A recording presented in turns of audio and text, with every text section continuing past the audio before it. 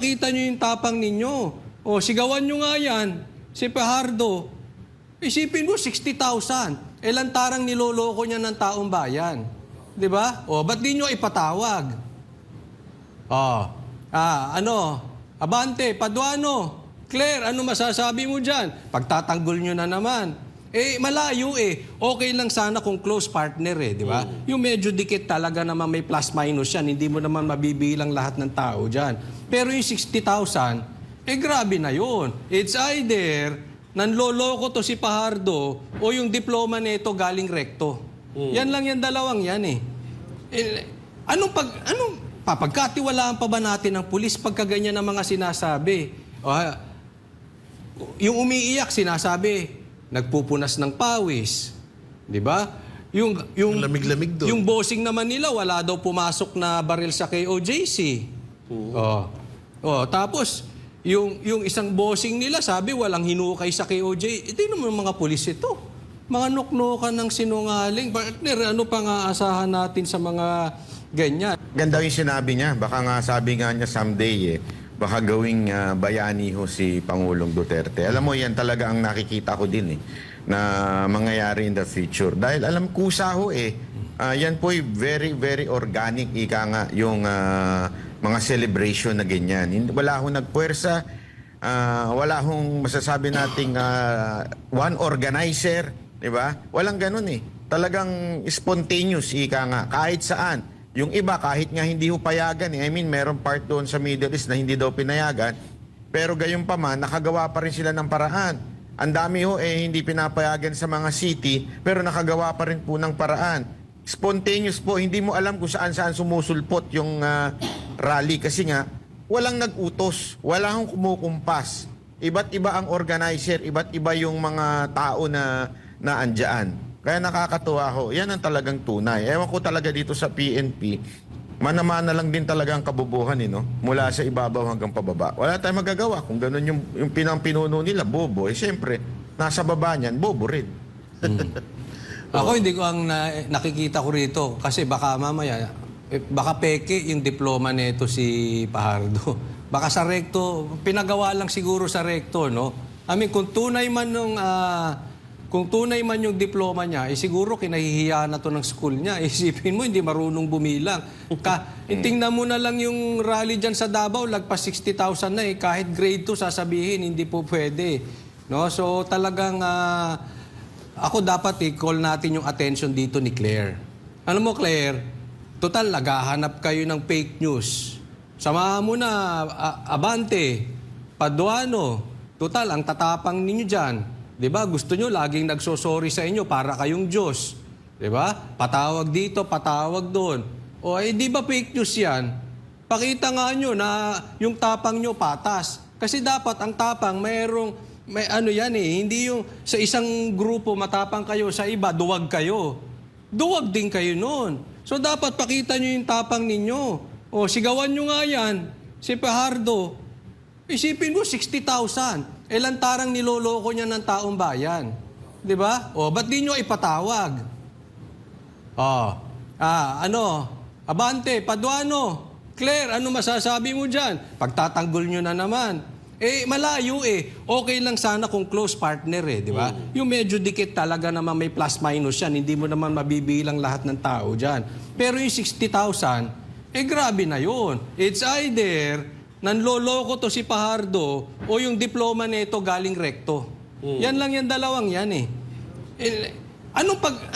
papagkatiwalaan pa ba natin ng pulis pagka ganyan ng mga sinasabi? Yung umiiyak sinasabi, nagpupunas ng pawis. Di ba? Yung lamig-lamig doon. Yung bossing naman nila, wala daw pumasok na baril sa KOJC.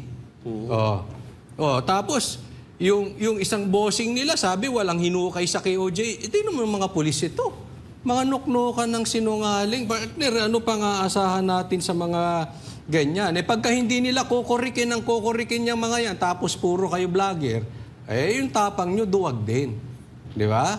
Hindi nyo kaya yung mga... Kaya alam mo, mas bilib pa nga ako kay Aimee. Pinanatan tong mga to. Kaya wag muna natin anuhin si Aimee kasi si Aimee lang nakakagawa nung ano. But anyway, at least, di ba?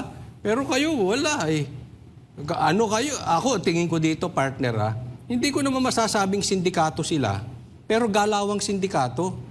Kasi, di ba ganyan ang sindikato? Pagka hindi mo yung meron ka lang kakamping grupo na tinutulungan mo makagawa ng mali, kasi pag hindi mo kinorek yan, ugaling sindikato yan, partner Jay.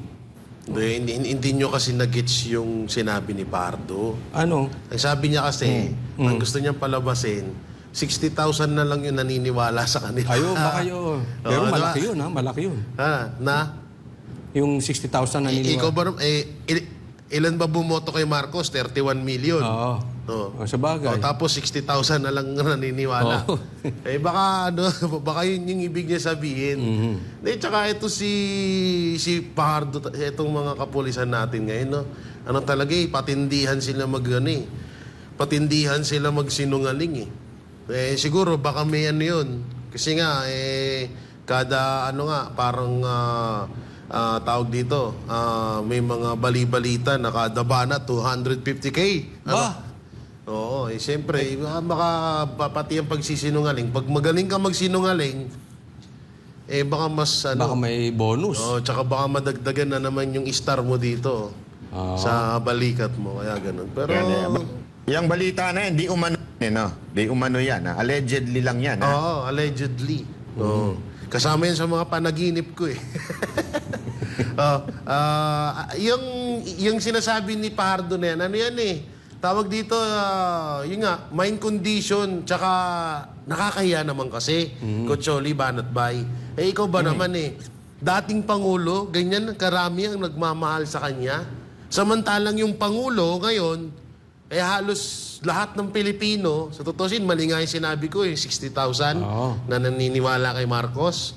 Parang wala na atang ganun tingnan nyo ba naman, nung nakaraan, may mga bali-balita na may sakit si Marcos. Wala man lang nag-alala. Wala nga parang nagbigay ng simpatya doon. Talagang nakakahiya naman din kasi talaga. Biruin mo, isang dating Pangulo na binigay nila sa ibang lahi, tapos ganyan pala kamahal ng taong bayan na hindi minsan nagawa. Wala to sa kasaysayan. Ni minsan kahit sino pang mga pangulo, yung ibang mga dating pangulo nga namatay.